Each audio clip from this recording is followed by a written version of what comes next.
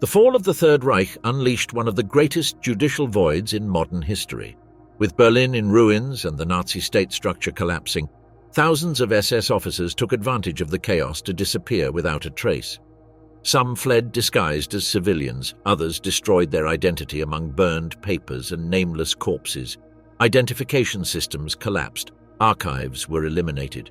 Those responsible for Nazi terror escaped en masse through organized routes, with help from logistical networks, diplomatic contacts, and ideological cover. The priority of the occupying powers was not to capture criminals, but to stabilize territories. How many key SS officers managed to escape? What structures facilitated their flight, and why decades later are there still names without faces and crimes without punishment? The twilight of the Reich, the systematic disappearance of the executioners. On April 16, 1945, Soviet cannons roared from the Oder-Neisse front, announcing the beginning of the final collapse of the Nazi regime. In the following weeks, while Berlin burned under relentless bombardment, something more than buildings crumbled. The entire administrative structure of the Nazi state fragmented into 1,000 pieces. The last defenders of the capital fought with desperation. Wehrmacht veterans mixed with teenagers from the Hitler Youth, while scattered SS units tried to maintain positions that changed hands every few hours. In the basements of the Chancellery bunker, Adolf Hitler dictated orders to ghosts of divisions that no longer existed. On April 30th, the Führer took his own life with a shot to the temple. 2 days later, General Helmuth Weidling signed the unconditional surrender of Berlin. But by then, thousands of Nazi officers had already disappeared in the chaos of a Europe in flames. The disintegration was not only military, it was administrative. The SS archives, meticulously organized during years of bureaucratic terror, began to burn in courtyards of abandoned barracks. Officers burned files, destroyed personnel lists, and eliminated all evidence of their participation in war crimes. Identification systems collapsed when those responsible for maintaining them fled or died in combat. This deliberate destruction of records would have devastating consequences for subsequent justice. Without official documents, Allied investigators would face the almost impossible task of identifying war criminals based solely on testimonies from survivors, many of them traumatized and with fragmentary memories. The SS chains of command were pulverized. Entire units dispersed when their commanders disappeared without a trace. Some officers mixed among the millions of refugees fleeing westward, others hid in abandoned farms or took refuge in remote monasteries. The confusion was total: soldiers without uniforms, civilians with false documents, and high-ranking officers disguised as simple peasants. The first months of Allied occupation aggravated the problem. The occupation forces, overwhelmed by the magnitude of the task, focused on immediate tasks: feeding the hungry, caring for the wounded, rebuilding basic infrastructures. The systematic identification of war criminals was relegated to the background while Europe struggled to survive. It was in this chaos where escape networks were born. They did not emerge from nothing, but took advantage of existing disorganization. Former intelligence contacts, ideological sympathizers, and unscrupulous opportunists began to weave an invisible network that would connect the rubble of the Reich with safe refuges in distant lands. Operation Gehlen marked a turning point. Reinhard Gehlen, former German intelligence chief on the Eastern Front, presented himself to the Americans with an irresistible proposal: his files on the Soviet Union in exchange for protection and resources. The Americans, already concerned about Soviet ambitions, accepted the deal. Gehlen did not come alone. He brought with him hundreds of former intelligence officers, many of them with compromised pasts in the SS or Gestapo. Officially, these men would work against Soviet communism.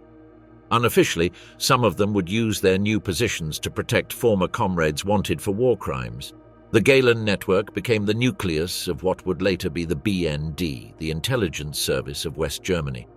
But in its early years, it functioned as a refuge for former Nazis who could provide valuable information about the Soviet Union. The Cold War had begun, and in this new geopolitical reality, some war criminals proved more useful as allies than as prisoners. Meanwhile, in the ports of Italy, another type of network began to function. Catholic monks, some motivated by misunderstood Christian compassion, others by ideological sympathies, began to facilitate false documents to Germans seeking to escape from Europe. Emergency protocols of humanitarian organizations were systematically exploited by networks that knew their vulnerabilities. Thus, in the first years of the post-war period, while the world celebrated victory over fascism, hundreds of SES officers vanished like smoke in the European air. Some would die in anonymity, others would refound their lives on distant continents, and a few would continue sowing terror under new flags. The collapse of the Third Reich was not just the end of a war. It was the beginning of a new form of impunity where administrative chaos and geopolitical needs combined to allow some of the worst criminals in history to simply evaporate in the fog of the post-war period. Alois Brunner, the executioner protected by Syria. In the spring of 1912, in the small Austrian town of Rohrbrunn, a child was born who decades later would become one of the most wanted men on the planet. Alois Brunner came into the world in an era of imperial transformations, when the Austro-Hungarian Empire lived its last years of decadent splendor. His youth passed among the political convulsions that followed the First World War. Austria, reduced to a fraction of its former territory, struggled to find its national identity. It was in this context of uncertainty and resentment where Brunner embraced National Socialism, joining the Nazi Party in 1931, when he had barely turned 19. The Anschluss of 1938 opened the doors of the SS to Brunner. His bureaucratic efficiency and his implacable determination did not go unnoticed by Adolf Eichmann, the administrative architect of the Holocaust. Eichmann saw in the young Austrian a perfect instrument for his plans, meticulous, obedient, and devoid of any vestige of human compassion. In 1939, Brunner was designated to direct the Central Office of Jewish Emigration in Vienna. His job consisted of converting expulsion into deportation and deportation into extermination. Under his supervision, approximately 47,000 Austrian Jews were torn from their homes and sent toward a destination that most did not know but that few would survive. Brunner's efficiency impressed his superiors so much that he soon received broader assignments. In 1943, he was sent to Salonika, where he coordinated the deportation of 43,000 Greek Jews. The trains departed punctually, the wagons arrived filled to their maximum capacity, and the numbers were noted with Germanic precision in the registry books. But it was in France where Brunner reached the pinnacle of his criminal career. In June 1943, he assumed command of the Drancy internment camp on the outskirts of Paris. Drancy was the antechamber of hell, the place where French Jews awaited the trains that would take them to the extermination camps in the east. Brunner transformed Drancy into a perfectly oiled deportation machine. He implemented classification systems, optimized transport schedules, and eliminated any inefficiency that could delay the process. During the 14 months he commanded the camp, 24,000 people passed through its doors on their way to death.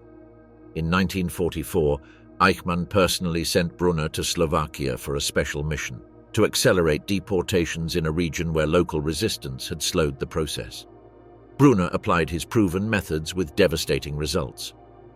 In a few months, 11,500 people were deported from Sered toward camps like Theresienstadt, Stutthof, and Auschwitz. When the figures were added up at the end of the war, the result was overwhelming. Brunner had been directly responsible for the deportation of between 128,500 and 140,000 people. Each number represented a destroyed life, a separated family, an annihilated future. The fall of the Reich found Brunner prepared for flight. Unlike many of his colleagues, he had anticipated defeat and taken precautions. His initial salvation came in the form of a confusion of identities that would prove fatal for another man. Allied forces captured Anton Brunner, an SS officer with a similar surname, and executed him in 1946, believing they were dealing with Alois. This confusion provided Alois with the necessary time to completely disappear from the Allied radar. Without the characteristic blood-type tattoo carried by many SS members, he was able to blend among the millions of prisoners of war without being identified. According to his own later statements, Brunner received false documents from US authorities and worked as a driver for the occupation army. The irony was delicious for a man of his cynicism. The same army that was looking for him provided him protection without knowing it. In 1954, sentenced to death in absentia by a French military tribunal, Brunner executed his definitive escape plan. His route took him first to Rome, where he remained briefly before moving to Egypt, where he operated as an intermediary in arms trafficking. His final destination was Syria, where he would assume the identity of Dr. Georg Fischer. Brunner's incorporation into the Syrian security apparatus responded to the specific needs of Hafez al-Assad's regime. His experience in mass deportations and population control adapted perfectly to the demands of an authoritarian state seeking to modernize its methods of internal repression.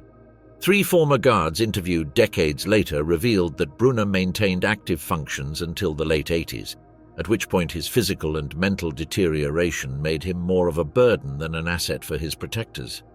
Life in exile was not without dangers. In 1961, a letter bomb tore out one eye. In 1980, another similar attack destroyed several fingers of his left hand. Both attacks were attributed to the Israeli Mossad, which had developed a doctrine of extraterritorial justice to punish the architects of the Holocaust. Despite the wounds, Brunner continued living in Damascus with relative tranquility. In 1985, he granted an interview to the German magazine Bunte in which he showed not the slightest repentance. His words were chilling in their coldness. He regretted nothing, and all Jews had deserved their fate. The 80s marked the beginning of Brunner's decline. His health was deteriorating, his usefulness to the Syrian regime was diminishing, and the outside world had lost much of its interest in his capture. The Cold War consumed intelligence resources, and Nazi hunters aged along with their prey. The last confirmed sightings of Brunner date from the early 90s. German journalists photographed him at the Meridian Hotel in Damascus, where he lived under police protection. His appearance was that of a sick old man, very far from the efficient SS officer who had terrorized Europe half a century earlier. Brunner's death, like his life after 1945, is shrouded in mystery and contradictions. In 2014, the Simon Wiesenthal Center declared having received information that he had died in 2010, but without providing conclusive evidence. 3 years later, a French journalist interviewed former Syrian guards who claimed that Brunner had died in December 2001 in miserable conditions in the basement of an apartment building in Damascus. According to these testimonies, Brunner's last years were a hell of loneliness and illness.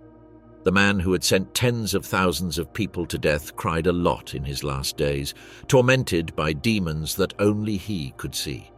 If these versions are true, Brunner would have been buried in the Al-Afif cemetery in Damascus without ceremonies or honors, like just another poor devil in a city that had forgotten his real name.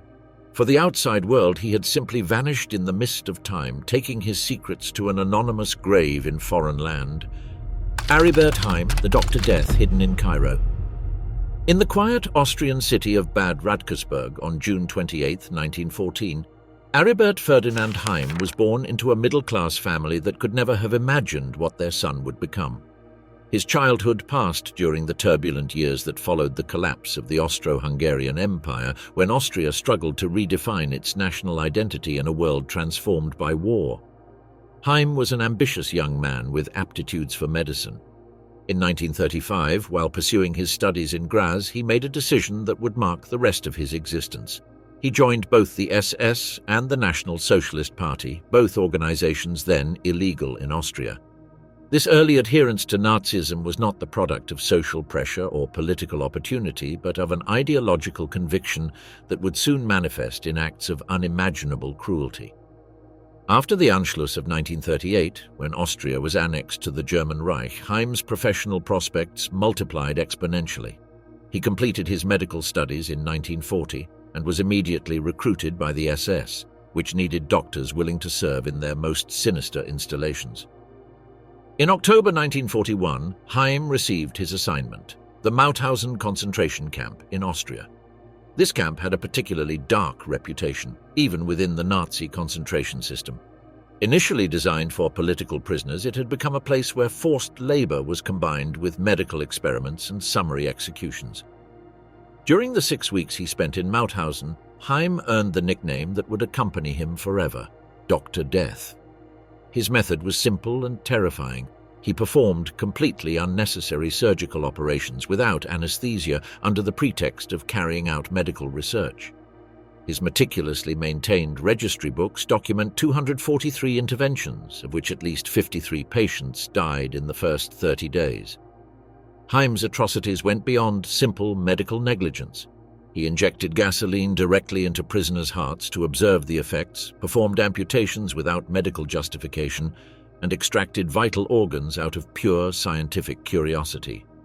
In the most macabre case documented by witnesses, he decapitated a young prisoner to preserve his skull as a desk paperweight. Karl Lotter, camp assistant, left detailed testimonies of Heim's practices that chilled the blood even of investigators accustomed to documenting Nazi atrocities. He described castrations performed on adolescents, vivisections practiced on conscious prisoners, and a catalogue of tortures disguised as medical procedures that turned the camp hospital into a torture chamber. In February 1942, Heim was transferred to the Finnish front, where he served as a doctor in the 6th SS Mountain Division. This transfer probably saved his life, removing him from Mauthausen before evidence of his crimes could accumulate to levels impossible to ignore.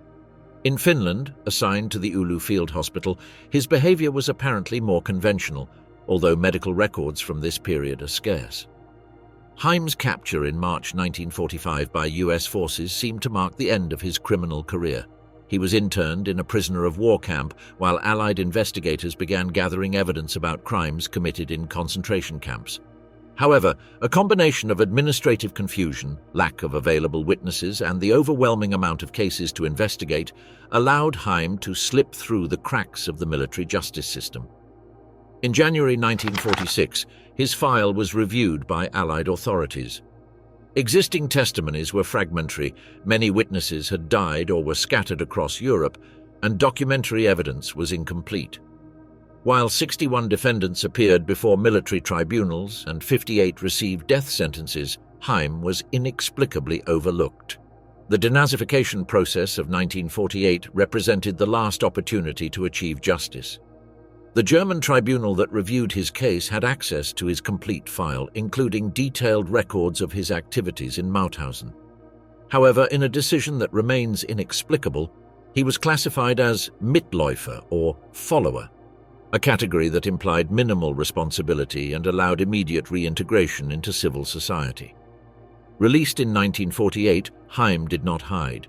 On the contrary, he established a medical practice in Baden-Baden and later in Bad Nauheim, openly practicing as a gynecologist under his real name. This audacity suggests he trusted that his past would remain buried forever. During these years, he accumulated considerable wealth, even building an apartment building in Berlin worth 160,000 German marks.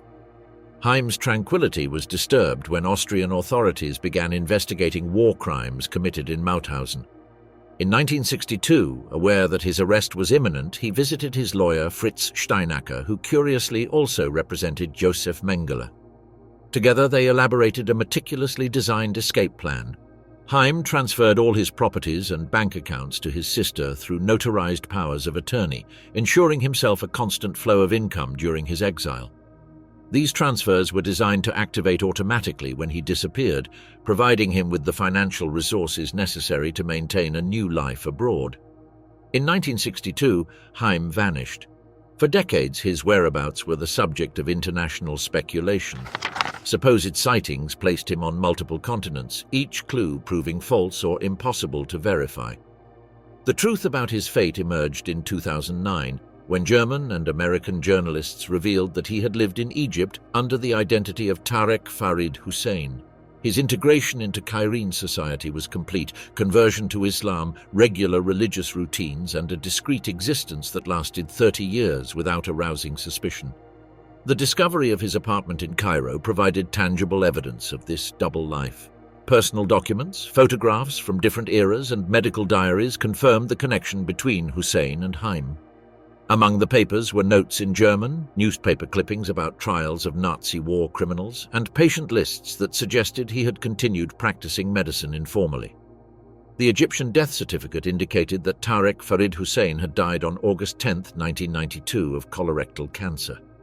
Neighbors who knew him described an elderly man, meticulous in his habits, who performed morning exercises, regularly attended the Al-Azhar Mosque, and spent long hours reading and writing in his rocking chair.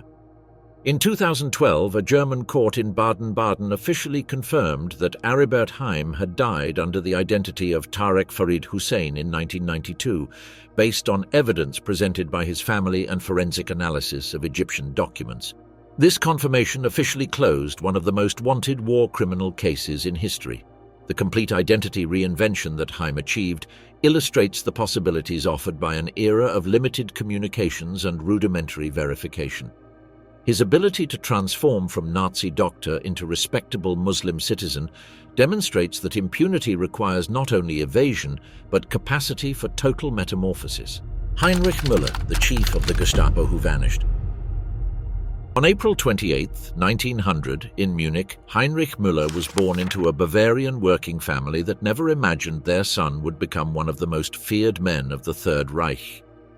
His youth passed during the turbulent years that followed the First World War, when Bavaria was shaken by revolutions, counter-revolutions, and the political chaos that would eventually open the doors to the Nazi rise.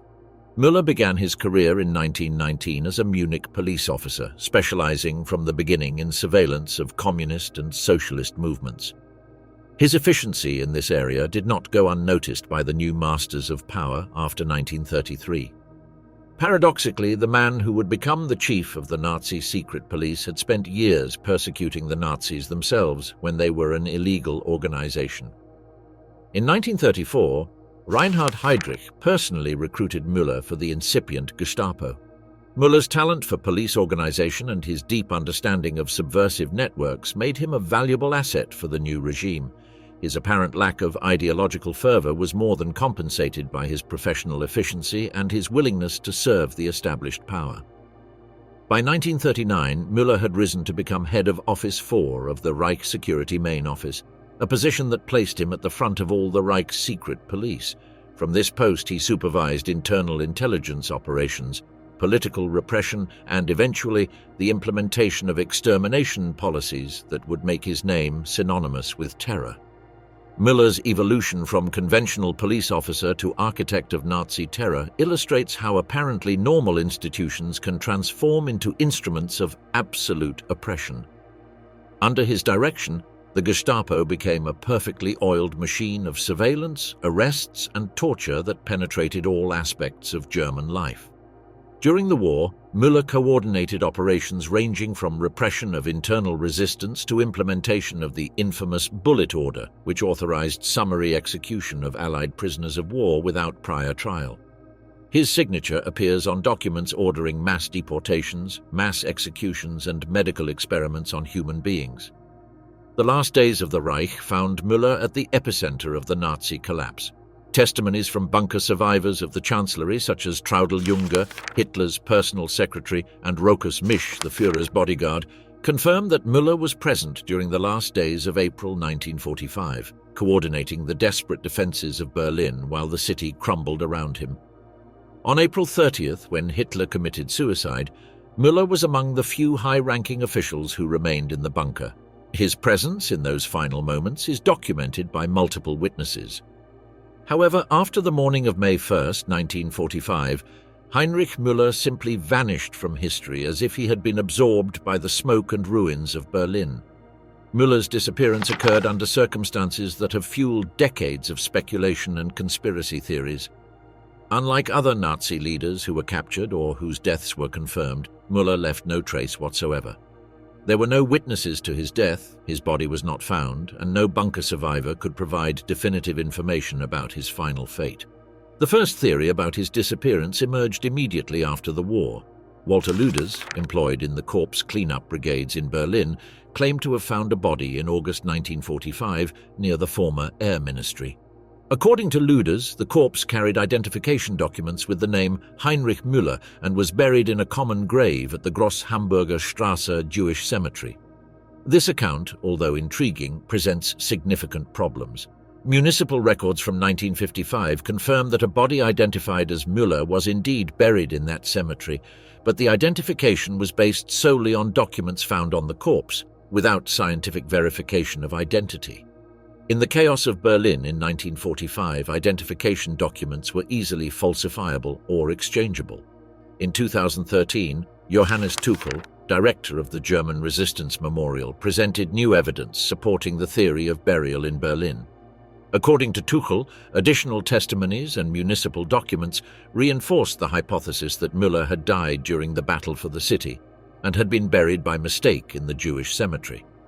However, this evidence remained circumstantial, and an exhumation was never performed to confirm the body's identity.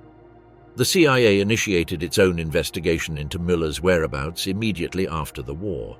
Archives declassified in 2001 revealed that the American agency considered Müller one of the most important war criminals and allocated considerable resources to locate him.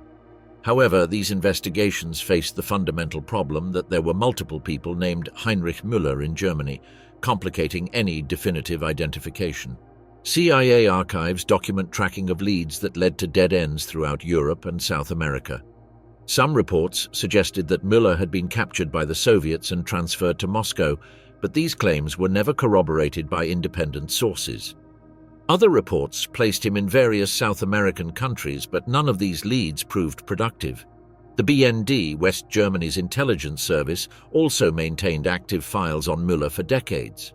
Their investigations focused on the possibility that he had escaped to Eastern Europe or Latin America, but like the CIA, they never found conclusive evidence of his survival or whereabouts.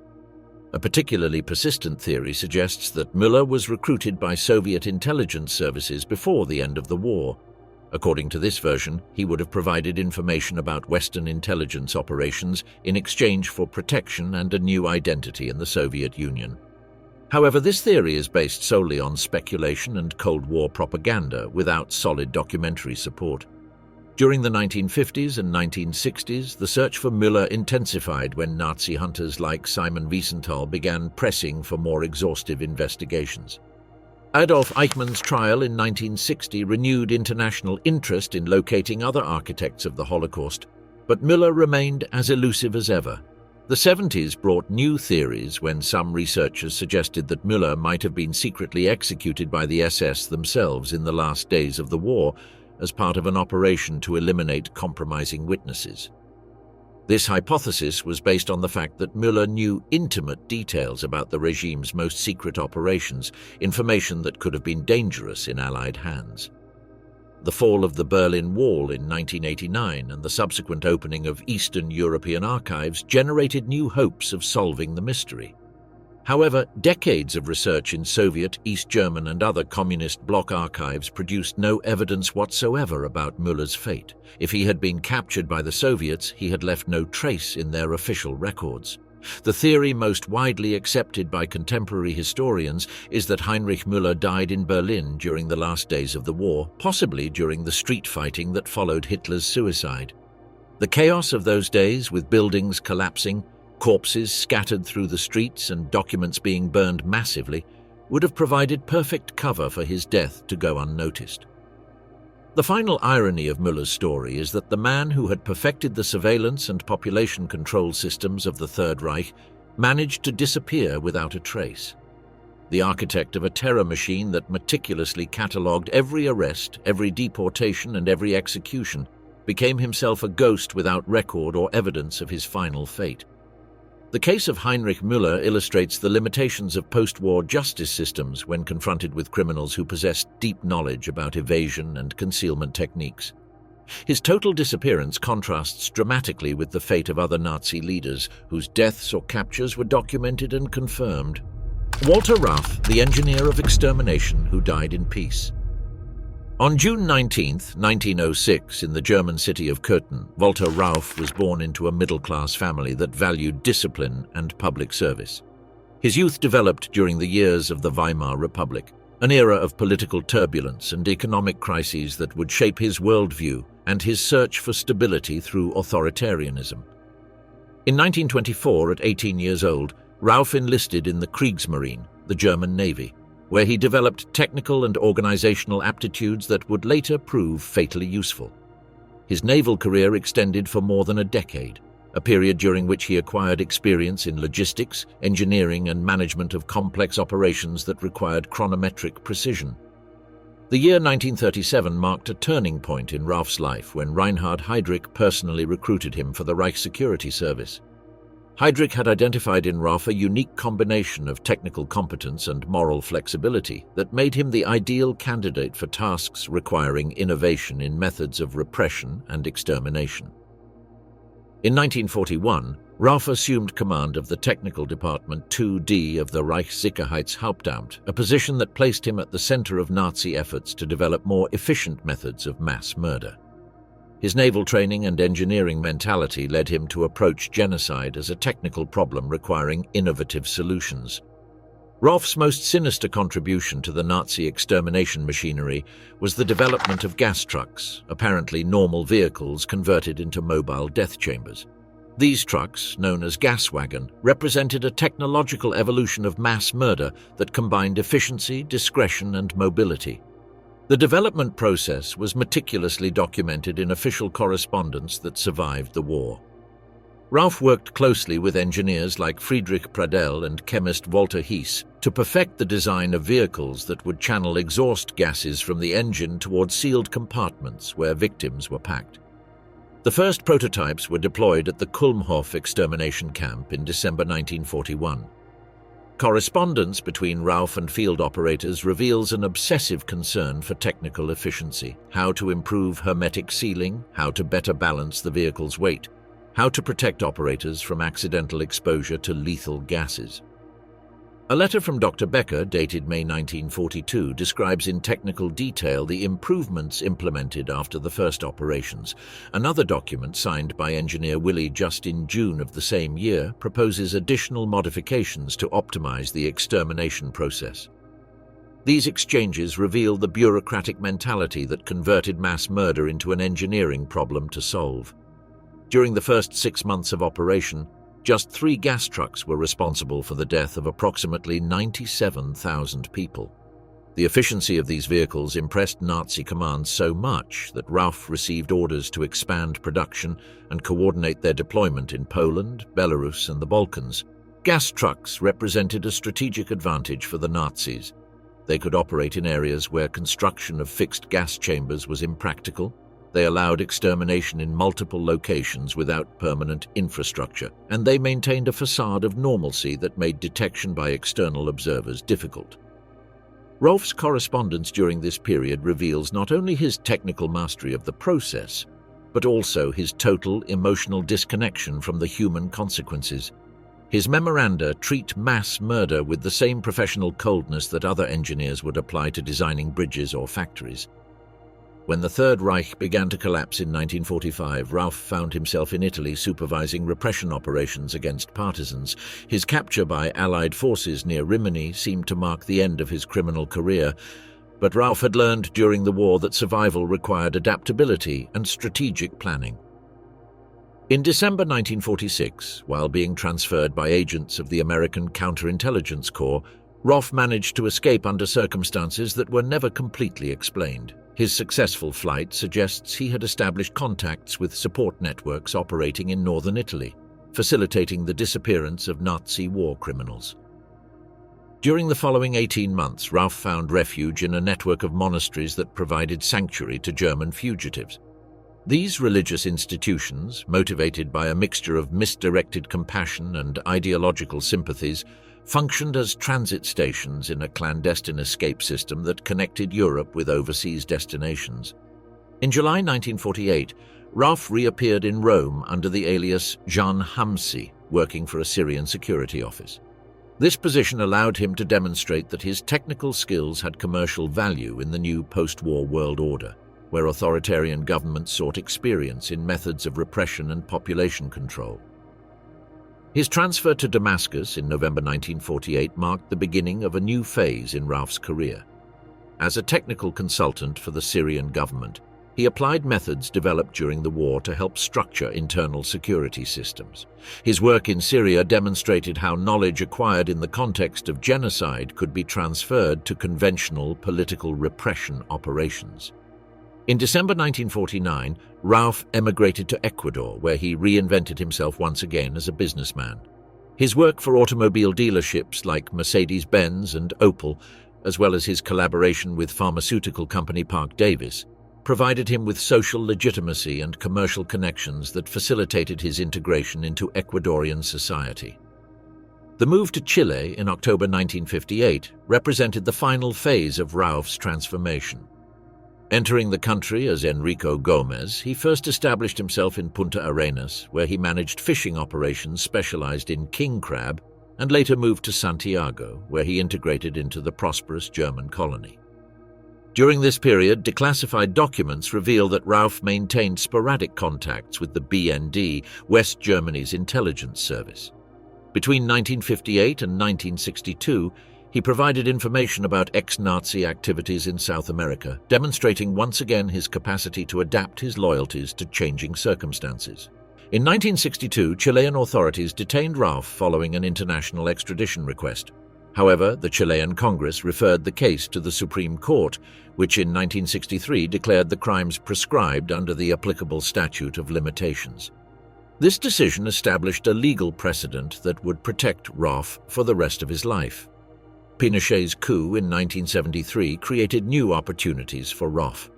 Reports from international media like Le Monde and CIA documents suggest he provided technical consulting services to DINA, the military regime's political police. His experience in interrogation methods and population control proved valuable for a government seeking to eliminate political opposition.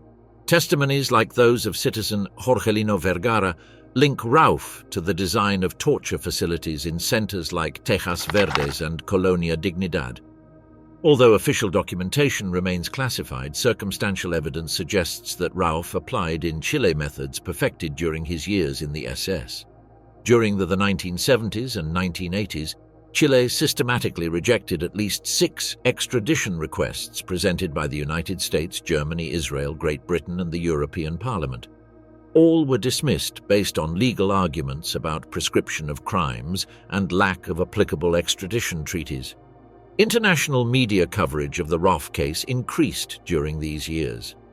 The New York Times published denunciations about Chilean protection in 1979, while Reuters documented the controversies surrounding his funeral in 1984. These reports kept international attention alive on the impunity of war criminals in South America. On May 14, 1984, Walter Rauff died at his home in Las Condes, Santiago, victim of lung cancer, according to the official medical certificate. He was 77 years old and had successfully transformed his experience in genocide into a lucrative career as an advisor to authoritarian regimes. His funeral at Santiago's General Cemetery was observed by members of the local German community and neo-Nazi sympathizers. Press reports documented ideological salutes among attendees, revealing that Rauff had maintained until the end connections with networks that shared his worldview. Networks of silence, the hidden protectors of Nazism. The fall of the Third Reich in May 1945 did not mark the end of Nazi history, but the beginning of a new and sinister phase, the systematic construction of clandestine networks that would allow hundreds of war criminals to disappear in the vast territories of South America and the Middle East. These networks, collectively known as Ratlines or rat runs, represented an escape operation without precedent in modern history. The emergence of these routes was not accidental or improvised. Since 1944, when German defeat became inevitable, high-ranking Nazi officers began establishing contacts with sympathizers abroad, transferring funds to neutral bank accounts, and creating alternative identities that could be activated in case of need. This anticipated planning would explain the sophistication and efficiency of subsequent escape operations. The Alps became the main corridor of these clandestine routes. Roads that for centuries had served for trade between Central Europe and the Mediterranean were reconverted into escape arteries for Nazi fugitives. The main routes crossed Austria through Innsbruck, crossed into Italy through Bolzano and Murano, and culminated in Mediterranean ports like Genoa, Piombino, Rome, and Naples. Alpine geography offered unique strategic advantages for clandestine operations.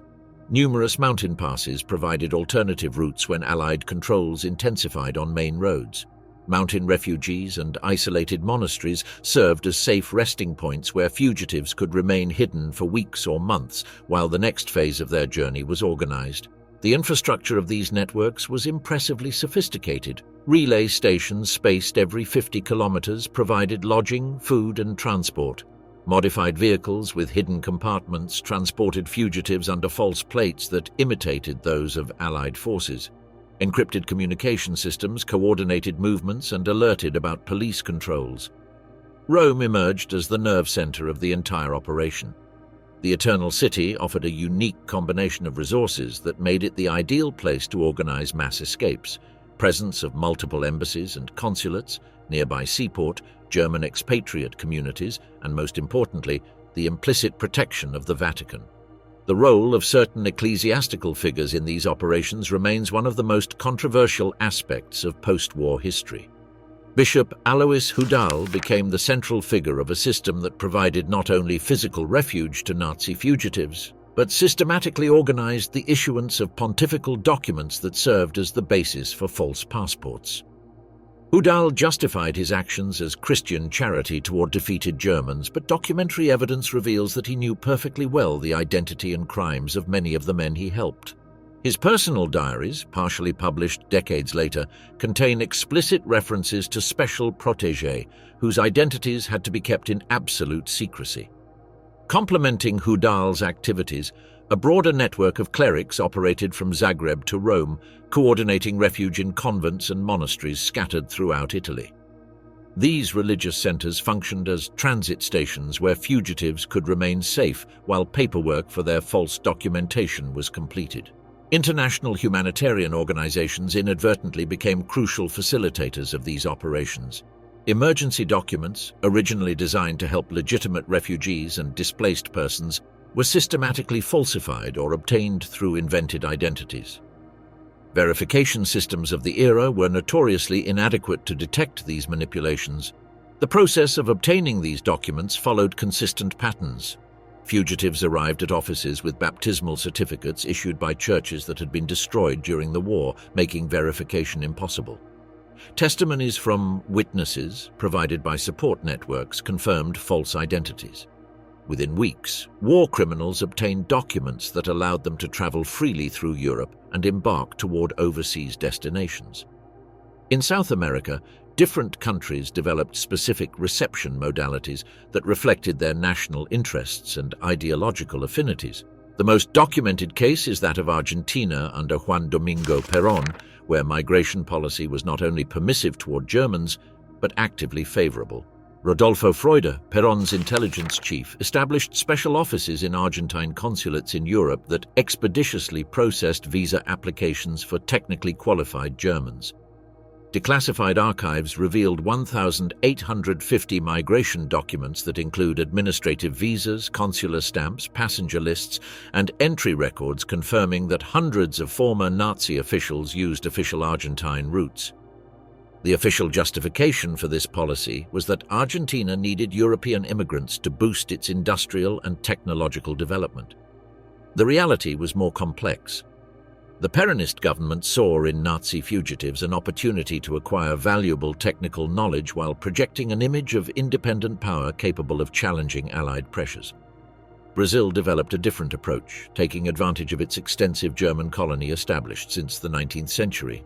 In states like Rio Grande do Sul, German communities provided support networks that facilitated the integration of newcomers without asking questions about their past. The size of the country and the vastness of its Amazon borders offered unique possibilities for those who wished to disappear completely. Paraguay and Chile represented particular cases for different reasons. Paraguay, with its vast, poorly controlled border and tradition of personalist authoritarianism, offered opportunities to establish isolated enclaves where fugitives could live under local protection. Chile, for its part, had an influential German community concentrated in the south of the country, which showed notable willingness to welcome compatriots fleeing Allied persecution. The Middle East emerged as an alternative destination for fugitives seeking specific opportunities related to their technical or military skills. Countries like Syria and Egypt, which had maintained sympathies toward Germany during the war, offered government employment to Germans with experience in sensitive areas. In Syria, the emerging Ba'athist regime actively recruited former Nazi officers as advisors in internal security. The case of Alois Brunner, documented in previous sections, illustrates how these consultants transferred methods developed during the war to political repression operations in Arab authoritarian contexts. Egypt under Gamal Abdel Nasser followed similar patterns but with different focus. The Egyptian nationalist government sought to modernize its armed forces and intelligence services, finding in Nazi fugitives a valuable source of technical experience that was not available through conventional military cooperation channels. Financing for these networks came from multiple sources that operated like a parallel banking system. Accounts established in Swiss banks during the war with funds of diverse origin provided liquid resources for escape operations. Credit Suisse and other institutions maintained these accounts active well into the 21st century, applying discretion policies that deliberately ignored the criminal origin of the funds. Coordinated transfers through Italian consulates allowed discrete payments for transport, lodging, and bribes necessary to facilitate border transits. Donations channeled through Catholic organizations covered legal and medical expenses of fugitives who required specialized documentation or medical treatment during their journeys. The organization of these networks reached levels of sophistication that rivaled state intelligence operations. Communication codes allowed coordination between teams scattered across multiple countries without resorting to official channels that could be intercepted. Backup routes were automatically activated when main pathways were compromised by police investigations or changes in government policies. Early warning systems notified about ongoing investigations or modifications in national legislation that could affect fugitive security. This information was distributed through networks that included corrupt diplomats, bribed officials, and ideological sympathizers strategically located in positions of influence. False documentation reached impressive levels of sophistication that went beyond simple forgery. Birth certificates, baptismal records, university diplomas, and military documents were produced in clandestine workshops that employed specialized technicians capable of completely recreating historical official records. These documents were not copies, but recreations that included forged signatures of dead or non-existent authorities, official seals reproduced with millimetric precision, and period paper that resisted superficial examinations.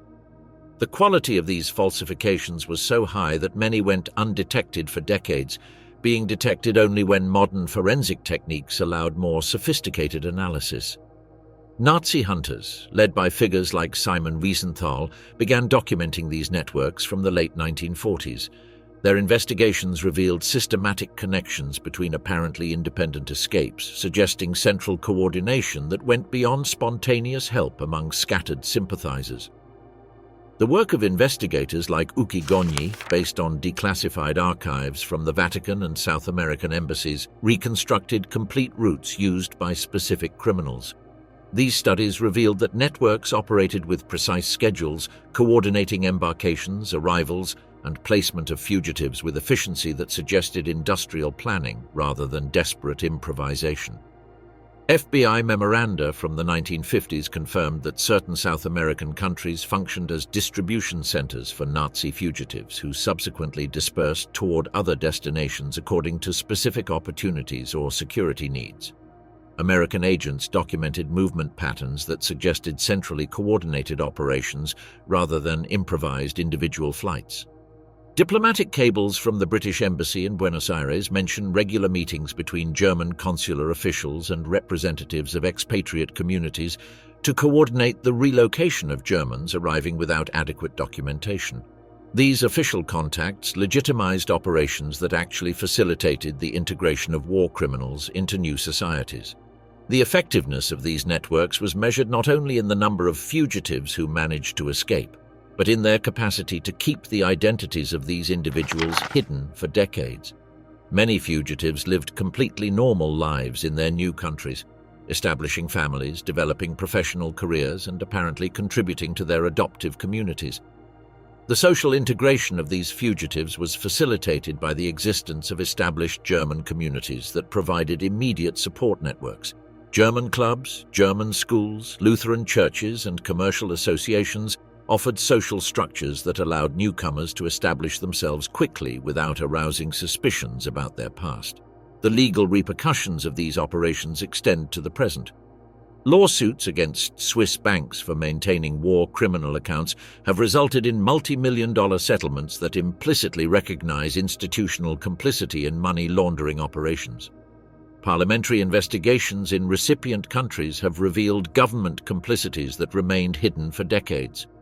Various nations have opened judicial cases to investigate state responsibilities in facilitating the entry of war criminals. These processes have revealed documentation confirming that government officials knew the true identities of many fugitives, but chose to ignore this information for reasons that combined political, economic, and ideological considerations. These networks represented more than simple passive complicity with fugitive criminals. They constituted organized systems of obstruction of justice that operated with knowledge and, in many cases, official support from governments and institutions that prioritized political, economic, or ideological considerations above fundamental moral and legal obligations. The silence that surrounded these operations for decades illustrates how entire societies can become accomplices to impunity when incentives exist to ignore uncomfortable truths.